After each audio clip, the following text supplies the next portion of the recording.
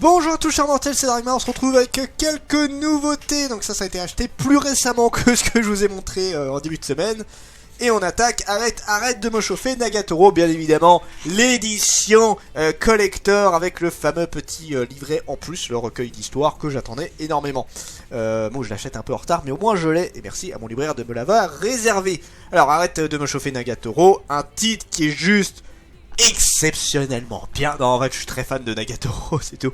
Non, vraiment, c'est... Alors, pour l'histoire, on suit un jeune homme qui aime bien dessiner, qui aime bien la peinture, tout ça, et qui, malgré lui, va se retrouver embarqué avec une jeune fille, Nagatoro, qui adore l'emmerder. Voilà, ça va être un petit peu son bouc émissaire, donc au début ça va être un petit peu méchant, et au fur et à mesure ça va être plus être des petites taquineries mignonnes, vraiment tranquilles.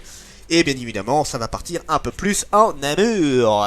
Et c'est une série que j'aime énormément, c'est très très drôle, c'est très détente, ça fait... Alors c'est... non, je sais même pas si c'est une catégorie ce genre-là. Vous savez, vous avez la catégorie Pantsu qui est un peu du côté humour et tout. C'est du school life en soi, mais je sais qu'il y a un style un petit peu avec justement... quand Takagi me taquine, Uzaki-chan, je sais que c'est un style un peu particulier ce truc-là. Et ça, Nagatoro pour moi en fait partie, et c'est vraiment très cool. Et j'ai hâte de lire le petit livret parce que en gros c'est différents auteurs qui ont travaillé dessus. Et oh là là, je sais qu'à un moment il y a une image olé olé. Oh, arrêtez d'être aussi prudes les gens sur là-dessus. Voilà, mais en tout cas j'ai très hâte de le lire. Nagatoro, c'est vraiment trop cool. Shangri-La Frontière, deuxième tome. Alors j'avais déjà donné mon avis dessus pour le coup. Alors je le redis, je ne suis pas d'accord avec toute la communication que Glénat a voulu mettre sur ce titre-là. Franchement, vous avez des titres qui méritent bien mieux par rapport à ça. Mais ça reste un titre sympatoche. Donc on suit un jeune homme qui a l'habitude de faire des MMORPG, RPG vraiment pourraves, qui sont truffés de bugs, qui sont vraiment mal notés et tout. Mais voilà, ça lui fait de la difficulté. Il y a des gens qui sont spécialisés dans ça. Et il va décider, pour changer juste une fois, de se faire un jeu considéré comme bien, vraiment très bien, avec beaucoup de joueurs. Et ça va être Shangri-La Frontière, et il va tout simplement s'amuser dans le jeu. Et le truc que je reproche un petit peu, c'est que pour l'instant, il n'y a pas de gros enjeux. C'est un mec qui joue. Voilà, ça s'arrête là pour l'instant. Ça veut pas dire que c'est mauvais, ça veut pas dire que ça sera pas mieux après.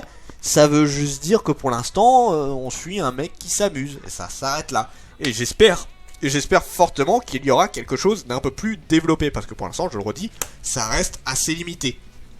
Donc voilà, on verra bien ce que ça donne. Ça, je le redis, je reste curieux. Et c'est pour ça que j'ai acheté le deuxième tome.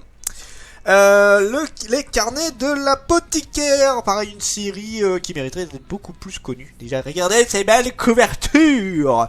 Non, une très bonne série où on suit une jeune fille du quartier des plaisirs. Alors, quartier des plaisirs, elle était pas en mode à coucher avec les gens, mais elle habitait là-bas. Et elle va se retrouver à se faire enrôler du côté des femmes de l'empereur, donc des concubines de l'empereur, où elle va s'occuper d'elle. Et en fait, au fur et à mesure, on va se rendre compte qu'elle est... elle le savait déjà, et ses connaissances le savaient déjà, mais ils vont se rendre compte qu'en fait, elle est extrêmement douée avec tout ce qui est lié, justement à l'apothicaire, avec tout ce qui est lié au poison, ce genre de truc-là, et ils vont se servir d'elle pour essayer de protéger justement les concubines des différents poisons qui pourraient les atteindre, puisque c'est souvent un lieu où il y a beaucoup de meurtres, où il y a beaucoup d'assassinats, etc. Et du coup, voilà, ça se passe principalement de ça, et c'est une histoire qui est vraiment très cool. Alors, ensuite, nous avons donc Mon Ami des Ténèbres, deuxième tome. Oui, il n'y a pas eu beaucoup d'écart entre le 1 et le 2, mais c'est bien. Je vous en ai déjà parlé il n'y a pas longtemps, donc je vous fais un très vite résumé. On suit une jeune fille qui est considérée comme une sorcière parce qu'elle est extrêmement... Elle a les cheveux noirs, elle se cache, elle est juste très timide et réservée. Et elle va tomber sur un jeune homme, Takada, qui est tout l'inverse, c'est le gamin ultra enjoui, ultra sincère, qui pétille de vie et du coup qui va la protéger involontairement puisqu'il va être en mode oh là là, mais moi je te trouve trop classe, t'as du pouvoir et tout. Il y croit sincèrement en fait. Et voilà, ça va être une amitié entre ces deux personnages. Et c'était le premier tome était vraiment très très cool. J'ai pas encore lu le deuxième. De toute façon là je les ai achetés ce matin donc c'est un peu compliqué. Mais voilà, une histoire qui était vraiment fort sympatoche. Alors, Yakuza Réincarnation. Personne ne s'en prendra à ceux qui sont sous ma protection. Yakuza cinquantenaire régnant à l'ancienne dans son quartier, Ryomatsu est victime d'un complot et se noie, mais se réveille dans le corps de Ryu, la délicate princesse du royaume de Landberg. Un monde magique, qu'à cela ne tienne, il est redevenu jeune et vigoureux, non pas vraiment, vigoureuse, j'aime bien en fait ils ont barré le vigoureux pour marquer vigoureuse, et son nouveau territoire, donc royaume, a besoin de ses points pour être défendu, plongé dans cet univers drôle, sombre et énervé, dont vous ne pourrez plus vous échapper. Bon, ça on le verra bien.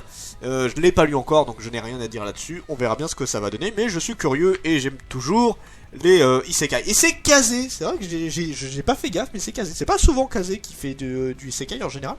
Pourquoi pas. Survival Club, alors ça je vais pas trop vous montrer d'extrait parce que c'est le dernier volume et je ne montre pas d'extrait du dernier volume en général.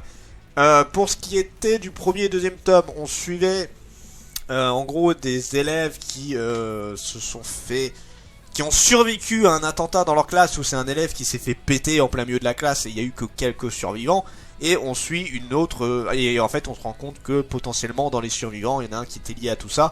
Et on va suivre en parallèle une autre jeune fille qui essaye de se venger de sa classe parce qu'elle s'est fait, elle a eu beaucoup de grosses brimates.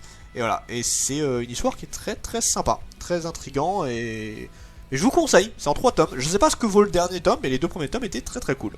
Alors ça fait un moment que je l'avais réservé, mais ça traînait un peu parce qu'il y avait d'autres titres que je voulais en priorité. J'ai vu l'animé. Alors, I'm standing on a million live. Peut-on sauver des millions de vies en mode solo? Alors j'aime bien il dit en mode solo, mais il est pas en solo en fait. Collégien en 3ème, Yusuke vit en marge de ses camarades. Ce garçon n'existe que devant sa console à exceller aux jeux vidéo. Un jour l'impossible se produit.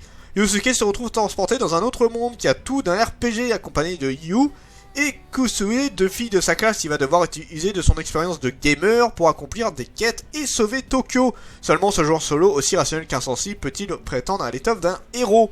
Donc pareil, je vais pas trop me prononcer là-dessus parce que j'ai vu l'animé certes, mais j'attends de voir ce que va donner le manga. Alors à savoir, j'étais étonné parce que les dessins, c'est celle qui a fait Cool Drum si je dis pas de bêtises. Et du coup j'étais surpris de voir ce dessin là. J'étais en mode mais what? Ça fait longtemps que j'avais pas vu ce dessin. Enfin bon, on verra bien pour ça. Alors, The Rising of Shield Hero, donc à chaque fois j'arrête pas de dire oui, je suis un petit peu mitigé par rapport à ça. Et oui, je confirme, je suis très mitigé par rapport à ce titre, dans le sens où j'adorais. En fait, j'aimais énormément le début de The Rising of Shield Hero. Et maintenant, beaucoup moins, parce que je trouve qu'il se passe beaucoup moins de trucs, que le héros est devenu beaucoup moins intéressant, et qu'on a perdu un peu l'âme du manga, je trouve. Donc voilà. C'est un peu malheureux à dire, hein, parce que je suis vraiment très très fan de cette série. Ça fait bobo de dire ça. Et The Rising of Shield Hero, pour ceux qui ne connaissent pas l'histoire, on suit un jeune homme qui a été invoqué dans un autre monde, qui va avoir le bouclier. En fait, il y a le héros de l'épée, le héros de la lance, le héros de l'arc et le héros du bouclier. J'ai un appel, excusez-moi. Je vais juste le couper pour pas m'embêter, désolé. Et du coup, ce jeune homme va se retrouver un peu isolé, puisque les gens considèrent que le bouclier n'est pas une véritable arme et que malheureusement c'est pas un vrai héros, et il va du coup faire en sorte de se démerder tout seul. C'était vraiment cool. Et là du coup pour ce tome là on a un petit porte-clés. Ah c'est pas vrai, fous-moi la... Désolé. Harry Fureta Origin. Donc là c'est un spin-off de la série de base. Oscar Orc est un synergie au talent incommensurable, bien décidé à couler des jours paisibles et heureux au quotidien, et dissimule ses capacités hors du commun aux yeux de tous. De son côté, Milady Raisin, fière descendante d'une famille noble, surnommée les bourreaux, a bien l'intention de changer le monde. Pour ce faire, la jeune fille peut compter sur une ancienne magie divine terriblement puissante, dont elle est l'unique détentrice. Je t'ai enfin trouvé. Ça c'est une des phrases qu'il y a dessus. Le jour de leur rencontre marquera le début d'une lutte titanesque contre les divinités. Leur incroyable destinée sera d'ailleurs liée à celle d'Hajime, lui permettant de devenir l'homme le plus fort du monde, remonté aux origines de cette histoire. Donc justement, on va voir comment on en est arrivé là. J'en ai marre, foutez-moi la paix. Excusez-moi. Donc voilà, Arifureta Origin. Hâte de voir ce que ça va donner. Oh putain, on me casse les couilles aujourd'hui. Je sais pas si vous entendez, mais ça sonne encore. Du coup, on a ensuite Pylon Beer. Être aimé, câliné, c'est le seul désir de toute peluche digne de ce nom. Wataru est un lycéen plutôt introverti, à la passion peu avouable, il est littéralement dingue de ses peluches. Il les collectionne, les affectionne sans vergogne jusqu'au jour où Mofutaro, un étrange homme peluche nu doté de paroles, débarque dans sa vie en emménageant de force chez lui, bien décidé à se faire aimer de son nouveau maître. Ce collecteur débordant d'amour n'aura de cesse de faire la cour à Wataru, mais le pauvre lycéen, déjà mal dans sa peau, n'a pas très envie de faire des free hugs à cet homme complètement dénudé.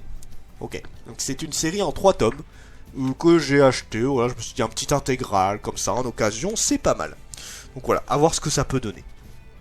Et on finit avec un light novel. Oui, on m'a prêté un light novel, c'est vrai que j'ai jamais lu le light novel, donc pourquoi pas. Minochra, annonciateur de l'apocalypse. Takuto Hira est le joueur numéro 1 de Eternal Nation, l'un des jeux de stratégie le plus en vogue dans le monde, connu pour avoir terminé le jeu au plus haut niveau de difficulté avec la race la plus faible. Accablé par la maladie, le jeune homme finira par mourir dans sa chambre d'hôpital. Il se retrouve alors réincarné dans un monde fantastique avec Atto, son personnage préféré de Eternal Nation, en tant que seigneur maléfique du royaume de Minogra, la civilisation de la ruine et de la destruction. Pour survivre, une seule solution, conquérir le reste du monde. Donc du coup on sera du côté des méchants, chose qui m'a l'air intéressante. Et là du coup voilà, c'est vraiment en mode light novel. Ça fait très longtemps que j'ai pas lu des romans comme ça en fait. Ça fait un bail, donc à voir ce que ça peut donner. Et c'est tout pour moi, c'était Dragmar et je vous dis à la prochaine chers mortels.